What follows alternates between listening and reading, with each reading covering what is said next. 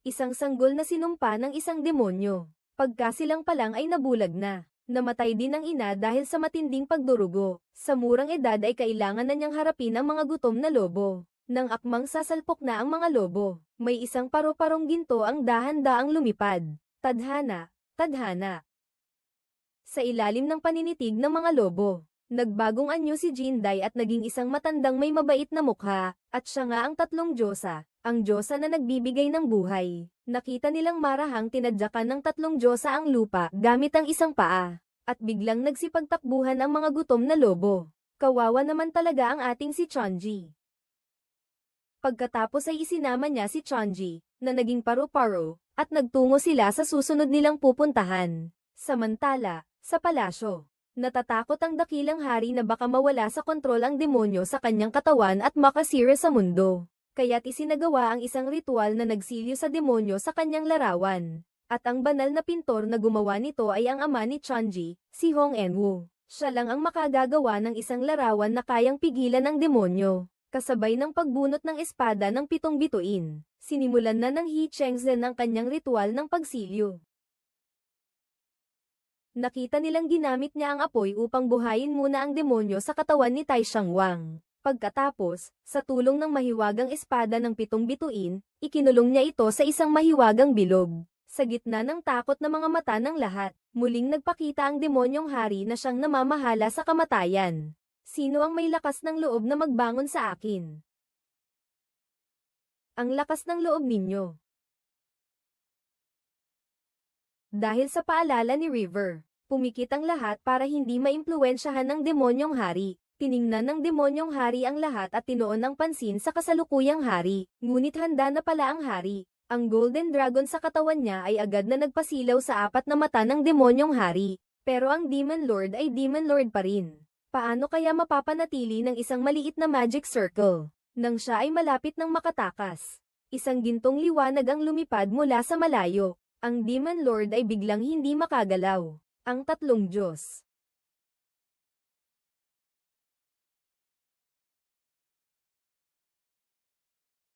Tatlong Diyos. Ang lakas ng iyong loob.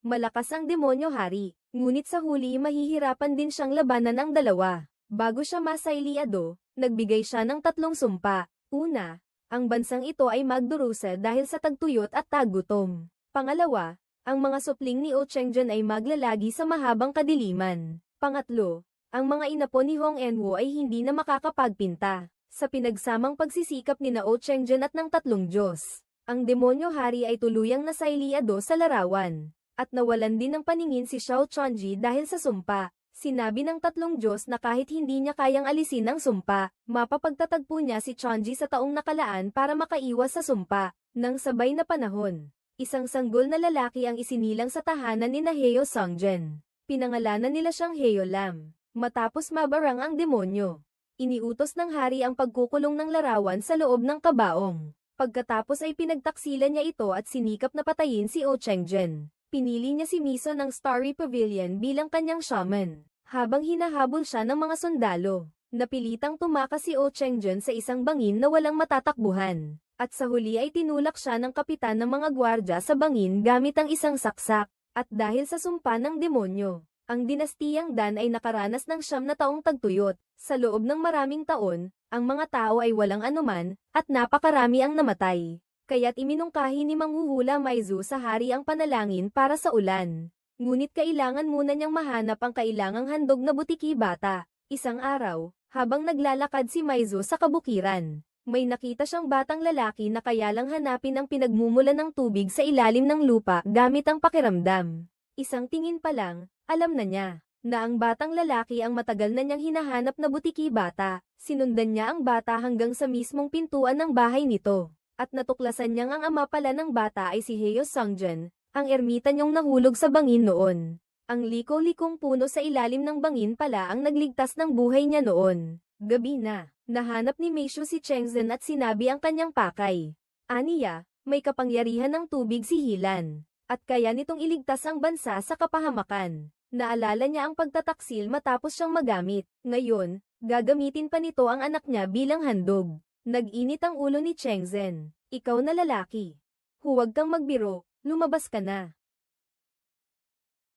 Ngunit hindi inaasahan, si Mei Ziyu ay lubhang lumakas sa loob ng 9 na taon. Samantalang siya naman ay hamina dahil sa pagkawala ng braso. Pagkatapos, ibinigay ni Mei Ziyu ang huling abiso.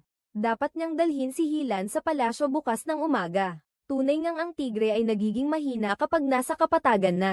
Kinabukasan, habang nasa biyahe, ang kakaibang kilos ng mag-amang Chonji ay napansin ni Hilan. Isang bulag, isang baliw. Ang mahika sa katawan ni Hong Enwo ay nagdulot ng likas na reaksyon kay Cheng Shen. Isang hampas ng tungkod niya, at lumipad ito. Ngunit ang ipinagtataka ni Cheng Shen ay, mayroong ibang kakaibang aura sa katawan ni Chonji. Habang nag-iisip siya, biglang bumalik sa katinoan si Hong Enwo at nakilala ang kanyang anak na si Chonji. At nakilala rin ni Cheng Shen ang dating pintor na si Enwo. Noong una, matapos sampay ng demonyo, lalo pang lumala ang karamdaman ni Enwo, ang kanyang pagiging baliw. Pagkatapos, pinapanta ni Cheng Shen ang anak niyang si Tianji para maglibot-libot. Ngunit palihim na pumunta sina Tianji at Hilan sa Boyu Painting Group, isang pribadong grupo na nagtitinda ng mga pekeng pintura. Base sa itsura ng pinuno, maliwanag na hindi ito ang unang beses ni Tianji doon. Pinapikit niya si Hilan para sabay nilang maramdaman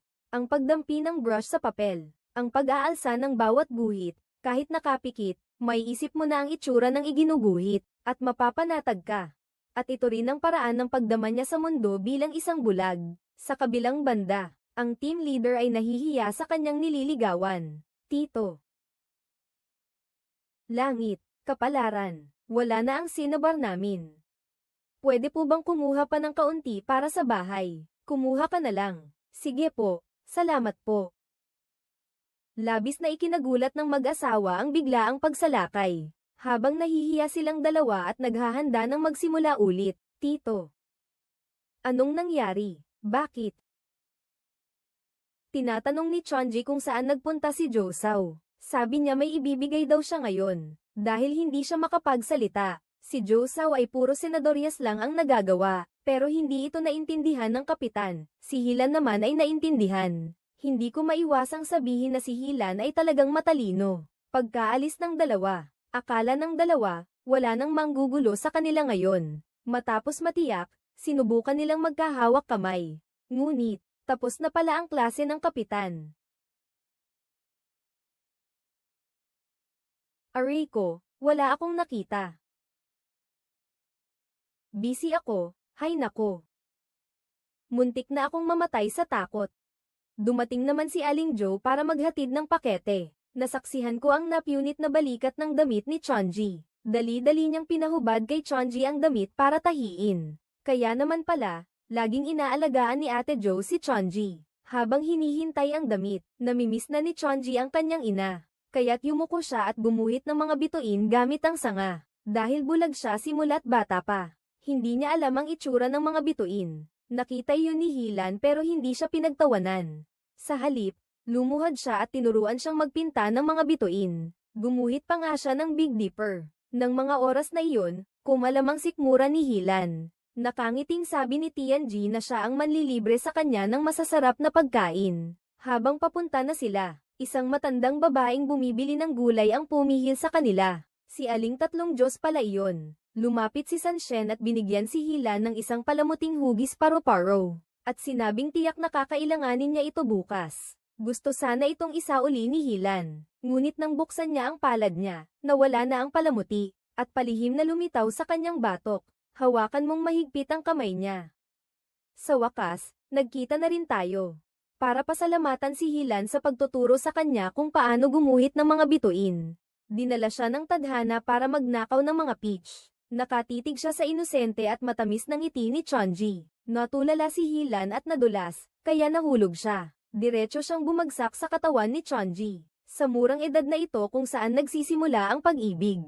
Kapwa silang nahiya at hindi alam ang gagawin. Nang mga sandaling iyon, nagising ang matandang babaeng nagbabantay sa taniman ng peach. Natakot at tumakbo ng mabilis ang dalawa. Dahil sa hindi nakakakita, nadulas at nadapa si Chonji. Mabuti na lang at nakakain pa rin siya ng masarap na mga peach. Napansin ni Hilan na nasugatan ang tuhod ni Chonji. kaya ginamo niya ito gamit ang panyo niya. Natuwa at naantig si Chonji, sapagkat kakaunti lang ang mga taong mabait sa kanya sa loob ng maraming taon. Mas marami pa ang nanunuya at nananakit sa kanya. Sabay pa nilang tinignan ang Big Dipper, para na silang magkasintahan. Ang saya ay mabilis lumilipas. Bago sila umalis, gusto ibalik ni Chonji ang panyo kay Hilan, dahil ito ay gawa ng ina ni Hilan. Sagot ni Hilan, ayos lang. Bukas na lang daw niya ibabalik pagkatapos ng seremonya ng panalangin para sa ulan.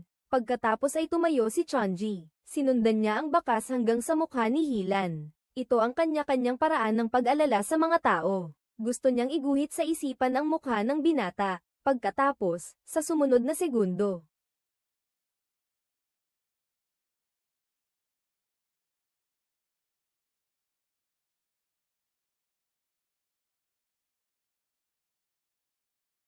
nagkasundo silang dalawa na magkikita ulit kinabukasan para magnakaw at kumain ng mga peach. Ngunit hindi nila alam na iyon na pala ang huling pagkikita nila sa loob ng halos 20 taon. Sa pagdiriwang ng panalangin para sa ulan kinabukasan, nanginginig sa takot si Hilan sa ibabaw ng altar. Hindi alam ni He Chengzhen na niloko sila ng mag-ama ni na Mei Ziyu at ng hari. Isasagawa nila ang paghahain ng buhay na tao. Habang nagsisimula ng magsagawa ng ritual si Mangkukulam Mei Ziyu, opisyal nang nagsimula ang ritual ng panalangin para sa ulan. Sumama sa akin, sumama sa akin. Tawagin natin ang mga ulap na may ulan. Palabasin mo ang hamog. Samampa, samampa. Tawagin mo ang mga ulap na may ulan. Palabasin mo ang hamog. Samantala, ang bunsong anak ni Shou, para maghanap ng excitement, palihim na nagpunta sa Chongyan Hall kung saan nakakulong ang demonyong pintor. Pero pagdating niya sa pintuan, biglang nahulog ang ni-ikalawang prinsipe Lihaw. Ito rin ay hudyat na may mangyayaring masama. Kasunod nito'y pumasok ang dalawa kahit bawal ng kanilang ama. Pagkapasok pa lang ni Lihaw ay narinig na niya ang bulong ng demonyo. Ang haring darating. Ang haring magiging pinuno ng isang bansa.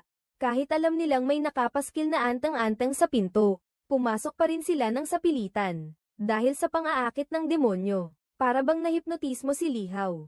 Kaya naman diretso niyang binuksan ang kabaong na pinaglalagyan ng selyadong mahika. Agad namang lumitaw ang larawan ng namayapang hari, ang magiging hari.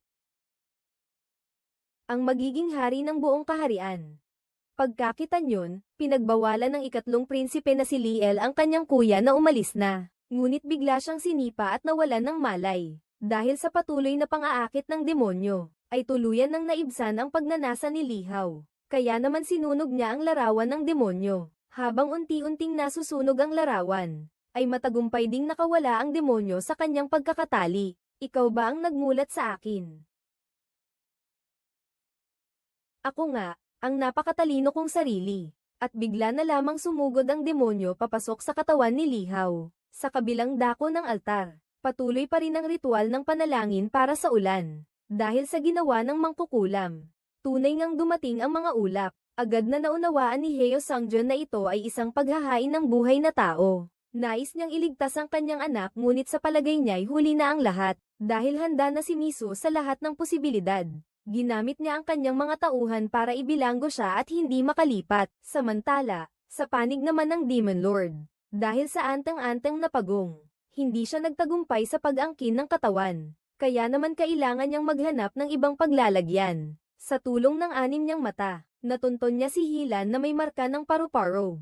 Nakita na lamang siya na sumugod sa altar na may bilis na 100 metro kada segundo. At tuluyan nang pumasok sa katawan ni Hilan.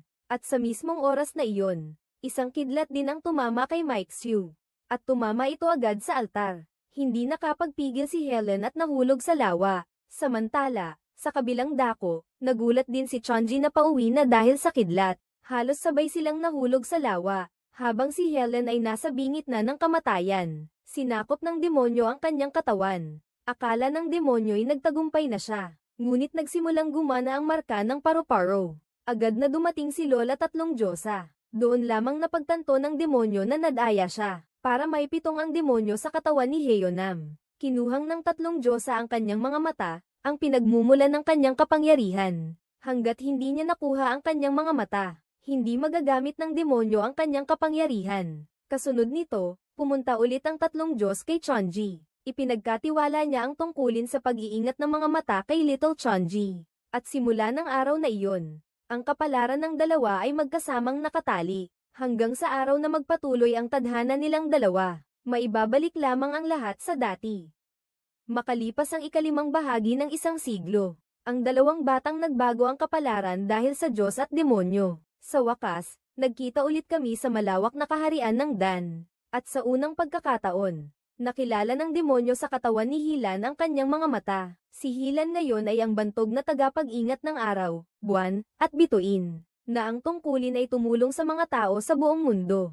Halos wala siyang hindi kayang gawin, dahil ayaw niyang mahayag ang pagiging bulag niya. Kaya hindi niya ipinakikita ang kanyang mukha sa publiko. Sayang ang napakaganda niyang mukha at ang perpektong pangangatawan. Samantalang si Chonji naman ay nagmana ng talento sa pagpipinta ng kanyang ama, para kumita at magamot ang karamdaman ng kanyang ama. Hindi niya ininda na magpinta ng mga pekeng pintura, kaya naman madalas siyang paghigantihan ng mga kaaway. At ang pagtatago niya sa karosa ni Hilan ay para makaiwas sa mga kaaway. Pagka-connect ng Bluetooth ng demonyo, nagsimulang sumakit ang ulo ni Hilan. Kasabay nito, unti-unting nawawala ang marka sa kanyang leeg.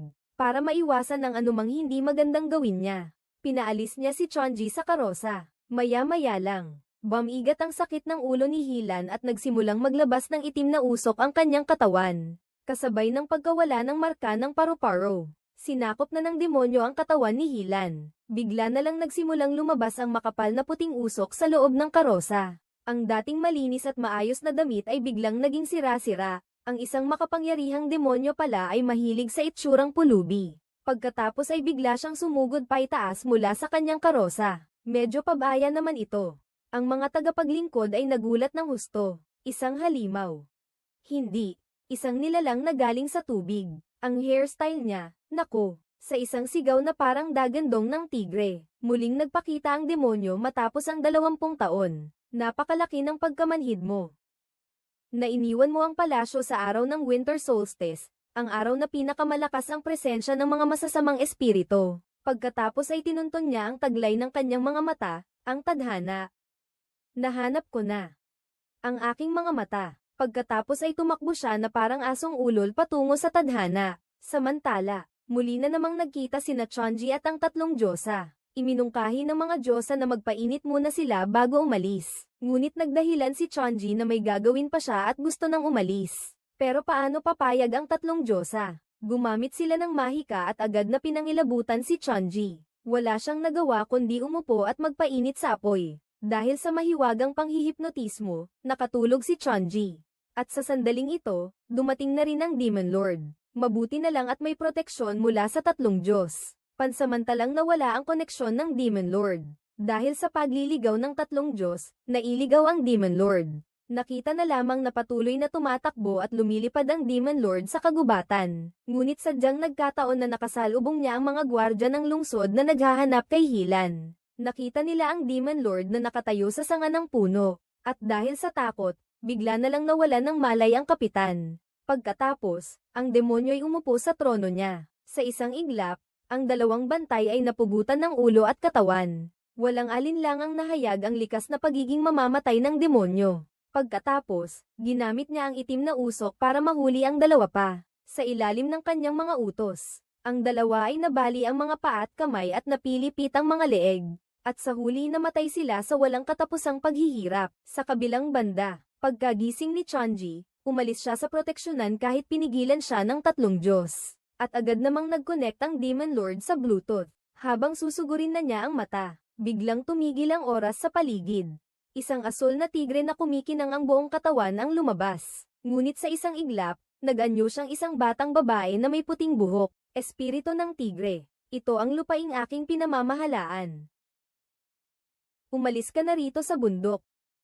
Gamit ang pinakamaamong tono, sinabi ang pinakamatinding salita. Plano sanang turuan ng leksyon ng Demon Lord ang tigreng espiritu. Ngunit dahil sa pagkaselyo sa kanya, lubhangham ina ang kanyang kapangyarihan. Isang halang ang ginamit nito at nasira na ang kanyang malalakas na atake. Dahil nakitang hindi epektibo ang magic attack, pisikal na atake na lang ang gagamitin. Ngunit tila nakalimutan ng Demon Lord na ang tunay na anyo nito ay isang tigre, ang hari ng mga hayop, para itong sisiw na inihagis at lumipad sa puno. Hindi lang iyon, nakatali pa ang mga kamay at paa niya at hindi makagalaw.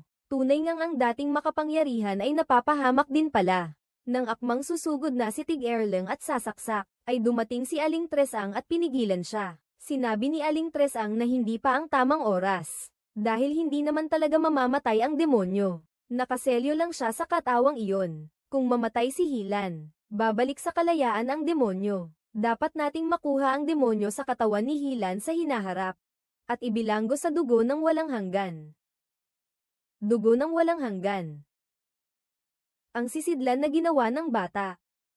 Inutusan ng tatlong Diyos si Huling, na gawin ang sisidlan bago pa man. Kailangan niyang ingatan ang Chonji at si Helen, para maiwasan ang pagtakas ng hari ng mga demonyo at ang muling paghahari nito sa mundo. Tinanggap ni Huling ang bilin ng tatlong Diyos. Pagkaalis niya, bumalik na sa dati ang lahat sa paligid. Habang nagtataka si Chonji kung ano ang nangyari, muli na namang bumagsak si Helen mula sa langit at tumama sa kanya. Para bang nangyari na ito noong 20 taon na ang nakakaraan. Tiningnan niya si Hilan na himatay. Wala nang nagawa si Tianji kundi buhatin siya papunta sa kwarto ng mga pintura ng pintor. Ang tangkad at laki ng lalaking ito. Talagang napagod si Tianji. Natatakot siyang lamigin si Hilan. Kaya naman pinilit niyang sinindihan ang pugon. Naging madumi na rin siya. Pero hindi niya napansin na napilipit din pala ang pulso niya. Kinuha niya ang panyo at ginamit itong pananggalang sa sugat. At ito mismo ang ibinigay noon ni Hilan kay Tianji. Maraming taon na niyang daladala ito. Kasabay noon, nagising na ang kapitan ng mga gwardya na naunang nawalan ng malay. Pagmulat niya ng mga mata, isang nakapangingilabot na tanawin ang kanyang nasaksihan. Kalat-kalat ang mga bangkay, ang iba'y wala ng mga parte ng katawan. Ano ba ang nangyari? Agad niya itong ibinalita sa kanyang amo. Mabilis na nalaman ng hari ang nangyari kagabi. Kaya't nag-utos siyang imbestigahan ang pangyayari at hanapin ang katotohanan. Pinadala pa niya ang kanyang dalawang anak, sina Prinsipe Joksang at Prinsipe Yangmang upang tumulong sa imbestigasyon. Malapit ang pagkakaibigan ni Prinsipe Yangmang kay Hilan. Samantalang si Prinsipe Joksang naman ay simpleng naghahanap sa kinaroroonan ng demonyo. Nang malaman ang kalunos-lunos na kalagayan ni Huto, tinawag niya si Mangkukulam Miso para samahan siya. Ang lalaki ay may dalawang mata na parang ruby. Ngunit sayang, bulag siya. Samantala't natulala ang babae. Bigla na lang niya itong sinunggaban. Sinabi ni Chonji na siya ang nagligtas ng buhay ni Hilan. At nakilala rin ni Hilan si Chonji sa boses nito. Bilang ang babaeng nagtago sa karosa kagabi. Doon lang nagpakawala ng pag-aalala si Hilan. Pagkatapos, pumunta silang dalawa sa looban para magpainit sa araw. Gusto ni Hilan na itanong ang pangalan ni Chonji. Napahiya naman si Chonji bigla doon. Hong. Pag-aayos ng lalamunan. Hong 000. Hong 000. Hong Hong Hong. Totoong Hong Hong Hong ba ang pangalan mo? Hindi po. Ako. Ang pangalan ko ay Hong Tianji. Pagkarinig kay Tianji, nanigas sa kinatatayuan si Hilan. Pareho pala ito sa pangalan ng dalagitang nasa Hardang Peach 20 taon na ang nakakaraan. Isang sandali, biglang sumagi sa isip ni Hilan ang mga alaala nila noon. Ilang araw lang man iyon, napakasaya. Nang malaman niyang parehong pintor si Tianji at ang ama nito, napatunayan na ni Hilan.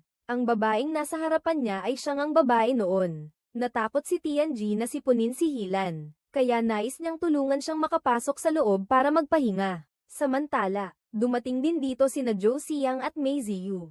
Agad na nakilala ni Mei Ziyu si Hilan, ang dating handog noon. Hinala niya na posibleng nasa katawan na ni Hilan ang demonyo. At para magamot ang sakit na hindi mapagaling noon dahil sa demonyo, kailangang hanapin muna ni Zhou Xiang ang demonyo at muling ipakapit ito sa kanya. Habang susugod na sana si Zhou Xiang para magtanong, dumating din ang kanyang kapatid na si Yang Ming. Pagkapasok pa lang niya ay naaga na ng ganda ni Tianji ang atensyon niya. Ang dating na parang lumilitaw at nawawala, napakaganda. Isang ngiti lang, alam na ni Yang Mang ang ibig sabihin. Pero mukhang mas mahalaga pa ang mga kapatid. Para lang maprotektahan si Hilan, si Chonji ay nagpupumilit na pigilan si Yang Mang na makapasok sa bahay. Sinigawan ni Yang Meng, ang kapal ng mukha mo. Alam mo ba kung sino ako? Ang kapal mo, paano ko naman malalaman kung sino ka? Mukhang kailangan ko na talagang magpanggap ngayon. Pagkatapos niyang lingunin ang paligid, isang sulok ng mesa ang pinili niya. At pagkatapos ay nag-post siya ng akala niya ay gwapo. Ako, ay may taglay na magandang mukha. Bihasa sa tula, sulat kamay, at pagpipinta. Tinatawag na tatlong kahusayan sa sining ng pagsulat at pagpipinta. Ang dakilang prinsipe ng dinastiyang Dan.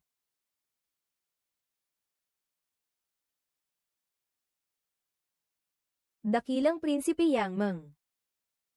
Natatawa ng husto si Chonji sa kanyang labis na pag-aasal. Sabi ni Chonji, kung si Yang Meng nga ang dakilang prinsipe. Kung ganoon, siya ang asawa ng dakilang prinsipe Yang Meng. Sino ang makakatanggi roon? Habang nagtatalo silang dalawa, lumabas si Helen mula sa loob ng bahay. Natakot siyang masaktan si Helen kaya naman agad niyang kinuha ang palakol. Ngunit siya nga pala ay si Prinsipe Yang Meng. Napahiya si Chonji at gusto nang maglaho sa lupa, at nagtago na lang siya sa likod ni Prinsipe Joksang. Di nagtagal, dumating na rin ang lahat ng tauhan ni Hilan. Bago umalis, nag-iwan si Hilan ng isang sulat kay Chonji. Hindi ko alam kung ano ang nakasulat doon. Kinabukasan, isang anunsyo ang ipinaskil. Malapit na ginaganap tuwing 2.5 taon. Ngunit si Chonji, ang ina po ng isang pintor na Diyos, ay wala sa listahan ng mga napili. Dahil sa kawalan ng pag-asa, pinilit ni Chonji na sumali. Samantala, habang dinadala ng assistant ng pinuno ang listahan, lihim niyang idinagdag ang kanyang pangalan. Ngayon, sino pa ang maglalakas loob na magdala ng listahang iyan? Kaya si Chonji na mismo ang nagdala nito. Ngunit ang malas naman, ang nagho-host ng art exhibit ay ang tinaguriang may 3 kahusayan sa sulat at pintura na si Prinsipe Yang Meng. Dahil sa nangyaring kaguluhan sa pagkain sa pagitan nilang dalawa, napagpasyahan ni Chonji na magsuot ng pulang damit at pumunta. Ngunit pagkapasok pa lang niya sa Meizuzuan ay may nakita siyang pamilyar na anino. Si Hilan pala ay inimbita rin dito, sa pamamagitan ng boses. Agad na nakilala ni Hilan si Chonji. Pero si Chonji ay nagpanggap na hindi magkakilala. Ikinatuwa ito ni Hilan at naisip kung nagkamali ba siya ng ginawa. Ipinaliwanag ito ni Chonji. Dahil sa kanyang pagmamalabis kay Haring Yang Meng noon. Kung ikaw nga si Haring Yang Meng. Ako naman ay ang asawa ni Haring Yang Meng. Ang pagkakatulad ng dalawa ay ikinatawa ni Hilan ng husto. Pagkatapos, sinabi ni Hilan na kaya niyang ibigay ang listahan. Laking tuwa naman ni Tianji. Pero saglit lang ang saya. At sakto namang dumating si Yang Ming. Kaya dali-daling nagtakip si Tianji gamit ang damit niya. Nako, lagot. Ngunit sa isang iglap, nakakuha ulit ng atensyon si Tianji kay Yang Ming sa kakaibang paraan. Teka, sino yung babae? Ang ligaw na pusa sa Yan Liaofang. Nang makita niya iyon, dali-dali siyang humabol. Ang nahuling si Chonji ay ayaw umamin, at sinuntok pa si Yang Meng sa ilong. Para mapigilan ang pag-aaway na ito, sinubukan ni Chonji na makuha muli ang rehistro at isumite ulit. Sa pag-agawan nilang dalawa, ang rehistro ay sa huli ay hindi nakayanan ng bigat at napunit sa harapan nila. Buti na lang at dumating si Hilan ng tama ang oras para saluhin si Tianji. Nang makita iyon ni Yang Ming, naisip niya sana siya na lang ang samalo. Pagkatapos ay pumunta silang tatlo sa gazebo para uminom ng tsaa. Dahil sa pag-aayos ni Hilan, naayos ang hindi pagkakaunawaan ng dalawa. Pero pagkatapos mag-sorry ni Tianji, sabi naman ni Haring Yang Ming, lalo pat kung pinatay kita, hindi ba't magiging balo na ako? Ano? Hindi ba't ikaw ang asawa ko? Ngunit ang mga salitang ito ay biglang nagpahiya sa dalawa. Ang isa pa nga ay namula sa selos. Nakita nilang kunwari na dulas ang kamay ni Hilan at natapon ang tsaa sa katawan ng dakilang hari. Nagpaumanhin po ako, mahal na dakilang hari. Ako po ay nagkamali at nagpakita ng kawalang galang sa inyo. Ang nawawalang mga mata pala ay nasa puso na. Pagkaalis ni Chonji, ipinagkaloob ng dakilang prinsipe ang pahintulot na makapasok sa pagpipinta kay Hilan.